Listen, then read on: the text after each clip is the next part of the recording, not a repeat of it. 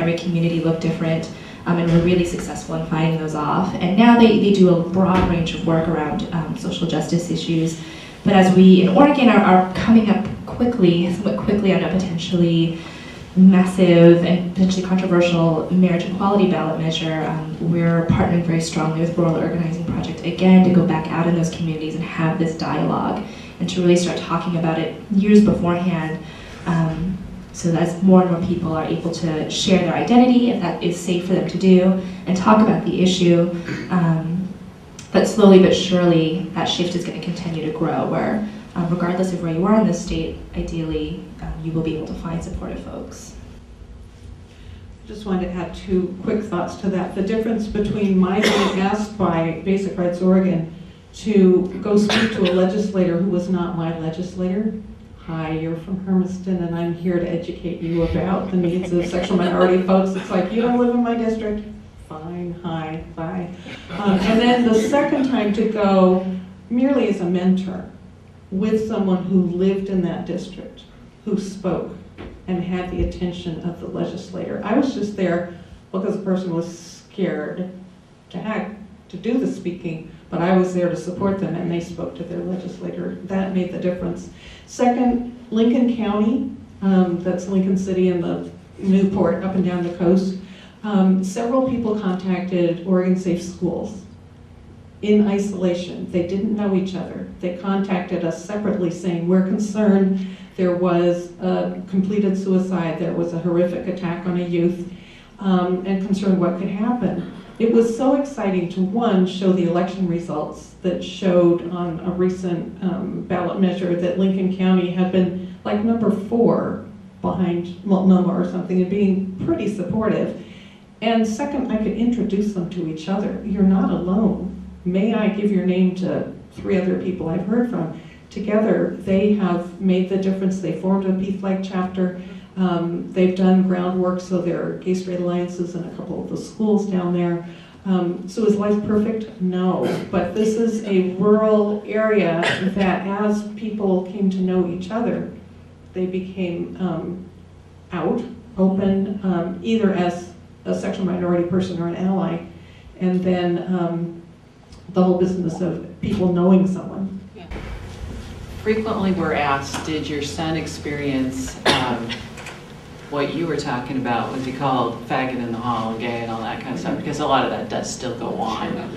I think we kind of got an advantage. Christopher came out right before he started high school.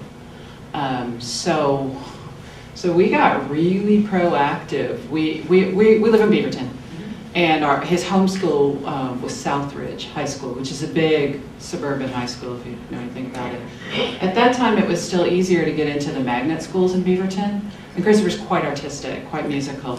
So we researched. We went over to Southridge and we asked questions and we looked around and we went as a family and we went over to Arts and Communication Magnet Academy, which is the magnet school. It's public high school and middle school. And we did the same thing. We asked questions and we researched, and we actively chose a school where we thought he would be, and with his input, of course, where he thought he'd have a better experience, and that actually worked pretty well. And then so the next big thing is college. Excuse me, did you, when you were doing the research, yeah. Did you identify to the school system that your son was gay? Oh yes, yeah, absolutely. Yeah, and in fact, the sort of funny story we have around that is our son chose to go to Pacific University, which I would put a huge plug in. They're out in Forest Grove. That's one of the most welcoming colleges I've ever seen in my life. So when Christopher was making the decision about where to go to school, they have preview days, where family can go out and take a look. So we went out for preview day at Pacific and asked, roundabout questions about housing and that kind of thing, and then asked to speak to a life counselor or whatever they're called, the people that are in charge of housing, essentially. Students' life, that's what they're called. Residence life. Having overseen residence life at Reed College for 10 years. Residence life. and sat with this woman, and the three of us did not quite have our game plan together, and we were kind of dancing around the issue a little bit, and she left the room to get some information to refer me to counseling because she thought I was having trouble letting go of my son. Yeah. So she came back in the room, and I said to these two guys while she was out, I said, this is ridiculous. We got to lay our cards on the table because we're not getting anywhere right now. So she came back in, and I said, listen, this is the deal. Our son is gay. We want to make sure, and he wants to live in the residence hall. We want to make sure that he doesn't have to be back in the closet, that his roommate's comfortable with it, that this is going to be okay. And she was like, oh yeah, no problem. We still hand match our roommates, and we'll make sure that that works for you.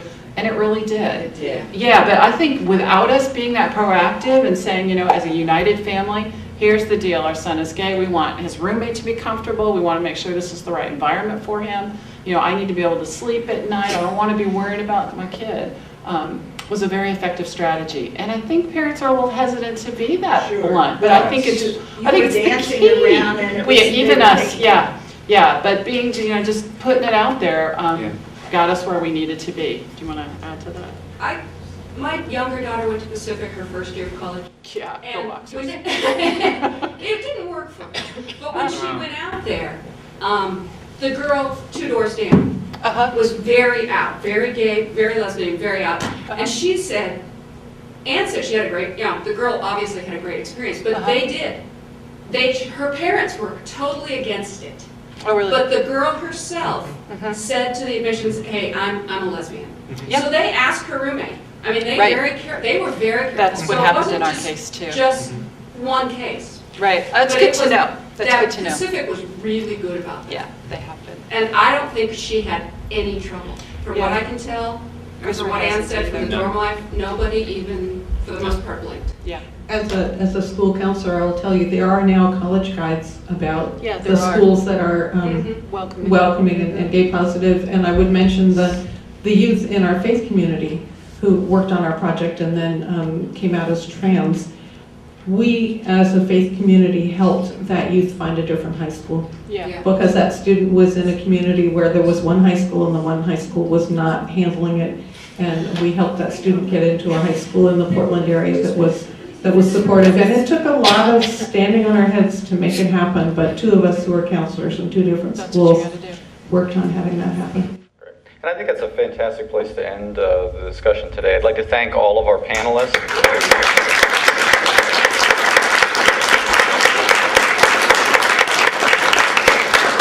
Thank you for coming today, and please join us in the fall for our next forum.